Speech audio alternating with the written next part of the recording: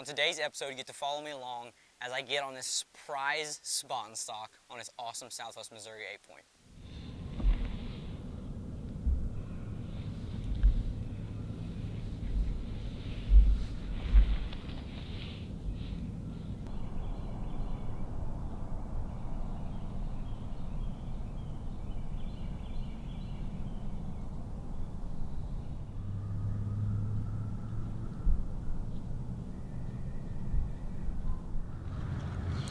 Alright, so it's 9 o'clock.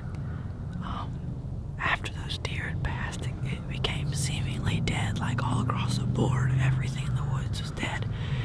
The moon got up real late last night. It was still really prevalent when I got out here. I walked out here without a flashlight and it was fine. But I think what happened is the direction that they were walking, I think they're coming back from food. And they're coming back to the bottleneck to bed down, like my thoughts were with this bottleneck. So I'm gonna cut this hunt short too.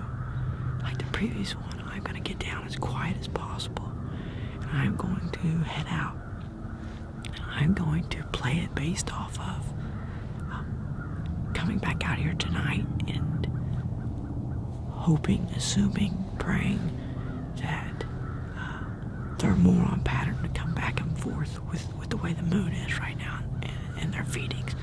So, they feed, like I've said before, they feed 5 times a day. They're pattern feeders. And right now their pattern's off thanks to the moon. It's not necessarily that they're off, but my timing's off now. So, I was hunting them based off of them being active early in the morning.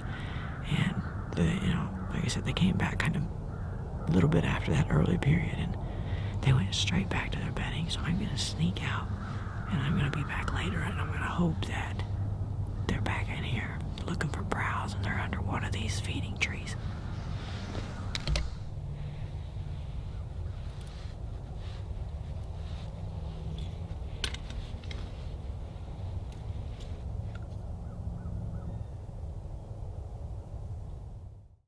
So as I'm looking at this deer, I'm freaking out. I don't know what's going on. I don't think really my chances are very high getting it to him. So actually what I do is I take off my backpack and I put it in front of me for a little bit of a block for my moving behind. I take my muddy camera arm out and I start putting it up on this tiny sapling.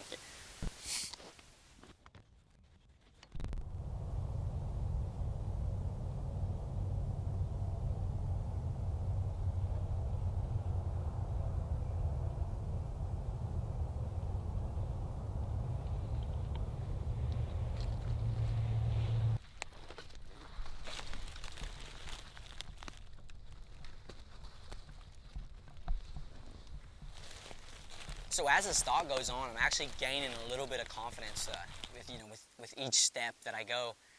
Now I've closed the distance to about 60 yards through these woods, and I just keep finding tree to tree. Every time the deer feeds away from me, every time I get an opportunity, I'm bouncing and kind of bettering myself positionally.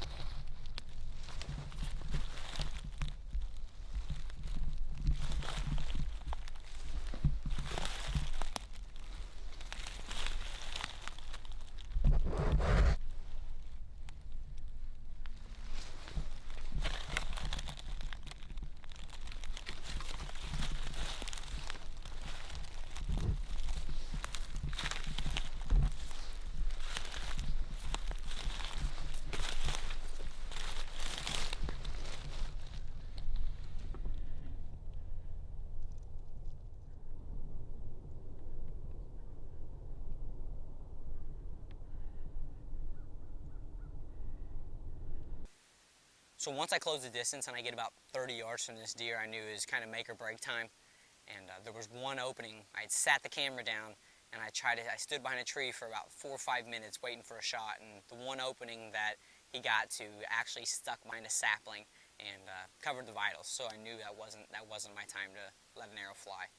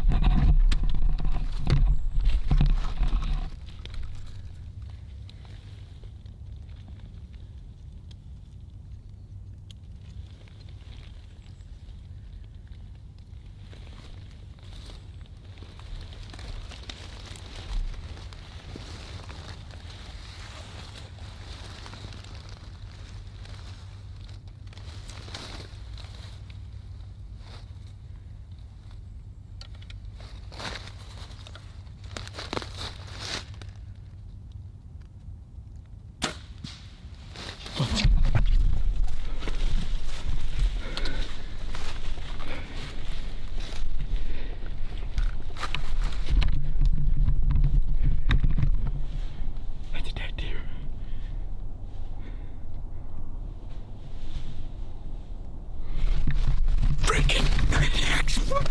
Freaking go. 120 yard freaking spot Stalk. 120 yards through the freaking woods. I spawn stalked this buck. He was bedded down. I bumped him. I'm in the wide open. Is this thing even zoomed? Is this probably zoomed in? Zoom now. I'm in the wide open. This is what I snuck in. All this. I snuck up. I didn't get the kill shot on, and that's my fault. I didn't plan on freaking spotting and stalking a deer today. Hey, that's not Judas. That's not Judas, but that's experience. And that's the coolest freaking deer I've ever shot. I don't care about any of the ones I have on the wall. 140, 150, 160, whatever. That is the coolest deer I have ever shot, purely because I stalked him from 120 yards on the ground.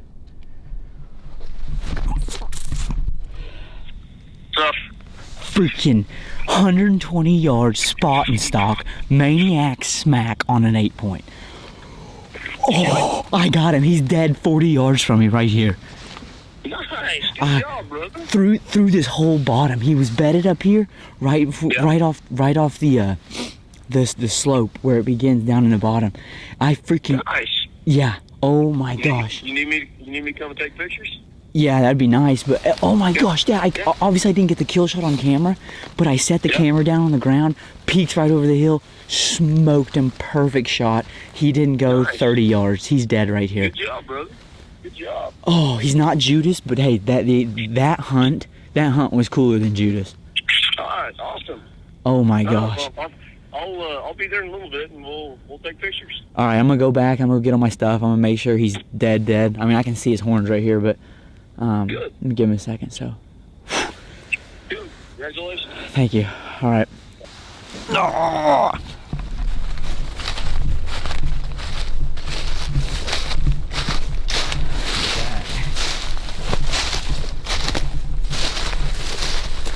I will take that all day.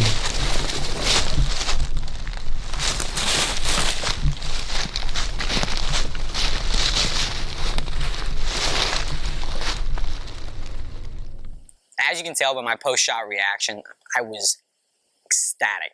I mean, that was hands down the coolest deer I've ever shot. That's the first deer I've ever, been able to spot and stalk, especially from that distance, given this, situation, bottom being open as possible. That was not something I thought I was going to pull off, and now I have all the confidence in the world. 2 weeks before this deer, I'm in the dumps. I hate hunting. I've quit hunting like 3 times this season, and bam, back-to-back weekends, I pull off these 2 8-points, and it just goes to show you it can turn and flip really quick. But like I said, that was still that'll be the coolest deer that I've ever shot until I do something cooler. But yeah, for right now, he holds the #1 spot, even though he's not the biggest on my list. That deer will forever be up there. I hope you enjoyed today's episode, and don't forget to follow us on our social media at Midwest Maniac Outdoors. That is Twitter, Facebook, and Instagram. And obviously you're here at YouTube right now, so don't forget to hit the subscribe button, share it, tell all your friends, and until then, keep handing out that Maniac smack.